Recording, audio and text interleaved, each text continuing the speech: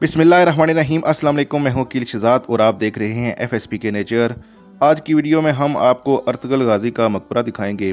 मकबरे के बैरूनी मनाजर तो आप देख सकते हैं और अंदरूनी मनाजर भी आपको दिखाएंगे, लेकिन आपसे यही गुजारिश है, आप अगर अर्तुगरुल गाजी के फ़ैन हैं तो इस वीडियो को लाइक ज़रूर कर लीजिएगा। ये अर्तुगरुल गाजी की ओरिजिनल तस्वीर है जो कि तुर्की में म्यूज़ियम में मौजूद है। मकबरे के बैरूनी दरवाजे पर सिपाही अशाश पशाश खड़े हैं और ये बिल्कुल काई सिपाहियों की तरह खड़े हैं, वो भी हाथ में कुल्हाड़ा पकड़े हुए। और महसूस ऐसा हो रहा है कि अर्तुगरुल गाजी के खेमे के बाहर दो सिपाही खड़े हैं।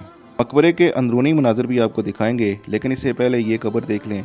ये कब्र अलीमा सुल्तान की है और इसके साथ जो ये कब्र है ये तुर्कत की है, नूरगुल जिसको आप जानते हैं। लेकिन ये कहा जाता है कि ये एक अलामती कब्र है, उनका मकबरा अलग है। ये जो कब्र आप अब देखने लगे हैं ये कब्र बॉम्सी की है, जिनको अक्सर लोग बाबर के नाम से पाकिस्तान में जानते हैं। ये है मकबरे के अंदरूनी मनाजर जो इस वक्त आप स्क्रीन पे देख सकते हैं। जैसा कि आप अर्तुगरुल गाजी का मकबरा देख सकते हैं, इसमें एक जानब तुर्की का झंडा है और एक जानब काई कबीले का झंडा है।